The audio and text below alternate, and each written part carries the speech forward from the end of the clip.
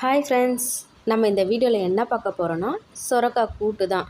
இதை நம்ம காலையிலே செஞ்சிட்டோம்னா டிஃபனும் சாப்பிட்லாம், சாதத்துக்கு சாப்பிட்லாம். மத்தியானம் சாப்பிடும்போது அது கூட ஒரு ஆம்லேட் போட்டு சாப்பிட்டு முடிச்சிட்டோம்னா நமக்கு ஈஸியாக முடிஞ்சிடும். 2 in 1 மாதிரி தாங்க, ஈஸியாக முடிஞ்சிடும்.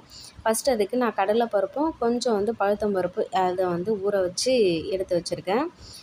அதுக்கு முன்னாடி நம்ம இந்த சொரக்காயை தோலை சீவிட்டு எடுத்து வச்சுக்கலாம். உள்ளே கொஞ்சம் ஒரு மாதிரி இந்த மாதிரி தான் அதை கட் பண்ணி எடுத்து வச்சுட்டேன். விதை இருந்துச்சுன்னா எடுத்துடலாம், இல்லைன்னா நம்ம அப்படியே முழுசாகவே போட்டுடலாம். பிஞ்சியாக தான் இருந்தது எனக்கு. இப்போ நம்ம ஊற வச்சுருந்த கடலைப்பருப்பும் கொஞ்சமாக நான் பாசிப்பருப்பு எடுத்திருக்கேன். உங்களுக்கு வேணால் ஏதாச்சும் ஒரு பருப்பு எடுத்துக்கோங்க. அதை நான் தேவையான அளவு தண்ணி விட்டு குக்கரில் போட்டு நல்லா ஒரு 3 விசில் வேக விட்டு எடுத்துக்கலாம். அப்போ தான் கொஞ்சம் நல்லா வெந்திருக்கும். ஏன்னா சொரக்காய் டக்குன்னு வெந்துடும், அந்த பருப்பு வேகாது. அதனால் நான் முன்னாடியே வேக வச்சு எடுத்துட்டேன் பருப்பு மட்டும். இப்போ குக்கரில் எண்ணெய் சேர்த்துட்டு நான் சின்ன வெங்காயம் தான் சேர்த்துருக்கேன். நீங்கள் எந்த வெங்காயம் வேண்டுமானாலும் சேர்த்துக்கோங்க. வெங்காயம், கறிவேப்பிலை எல்லாமே போட்டு நல்லா வதங்கினதுக்கப்புறமா கொஞ்சமாக இஞ்சி பூண்டு பேஸ்ட்டு நான் சேர்த்துருக்கேன்.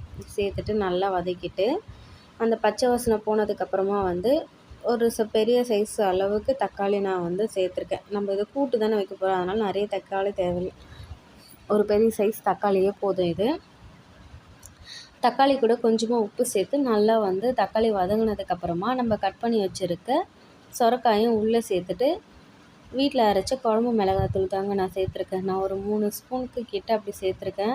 அப்போ தான் நம்ம தேங்காயெலாம் அரைச்சி ஊற்றுறதுன்றதுனால காரம் கரெக்டாக இருக்கும். எல்லாமே சேர்த்துட்டு நம்ம வேக வச்சுருந்த பருப்பையும் உள்ளே சேர்த்துக்கலாம். அப்போ நல்லா காயோடு மிக்ஸ் ஆகிட்டு நல்லா வெந்து இந்த மசாலாவும் பருப்புக்குள்ளே இறங்கும். அதனால் எல்லாமே சேர்த்துட்டு தேவையான அளவு தண்ணியும் ஊற்றிட்டு நம்ம மறுபடியும் ஒரு 2 அந்த விசில் விட்டோம்னா நல்லா காய் நல்லா வெந்து அந்த மசாலாலாம் பச்சை வாசனை போயிட்டு நல்லாயிருக்கும் குழம்பு. அப்போ தான் பார்க்குறதுக்கு பாருங்கள், நான் இந்த அளவுக்கு தண்ணி சேர்த்துட்டேன். சொரக்காய் சாப்பிட்றது ப்ரெக்னெண்ட்டாக இருக்கிறவங்க நிறைய சாப்பிட்லாம். அந்த கால் வீக்கம், கை காலெல்லாம் வீங்கியிருக்கும், பிபி இருக்கிறவங்க சாப்பிட்டோம்னா உடம்புல இருக்கிற கெட்ட நீர் குறையும். அதுக்காக கண்டிப்பாக இந்த வெயில், மழை இதெல்லாமே பார்க்காம கண்டிப்பாக எல்லாருமே எடுத்துக்கலாம். இப்போ நல்லா வெந்ததுக்கப்புறமா கொஞ்சமாக நான் தேங்காய் மட்டும் அரைச்சி பேஸ்ட்டு சேர்த்துட்டேன். அவ்வளோதான் பாருங்கள், சூப்பராக ரெடி ஆகிடுச்சு. கண்டிப்பாக எல்லாருமே ட்ரை பண்ணுங்கள், எல்லாருமே சாப்பிட்லாம். கோல்ட் ஆகுதுன்னு சொல்லிட்டு யாருமே ஸ்கிப் பண்ணாதீங்க. இது ரொம்ப ஹெல்த்தி, நீர் உள்ள காய் இது. நான் பாருங்கள் காலையில் தோசைக்கு தான் எடுத்துக்கிட்டேன். கருப்பு கவுனி தோசை தான் செஞ்சுருந்தேன்.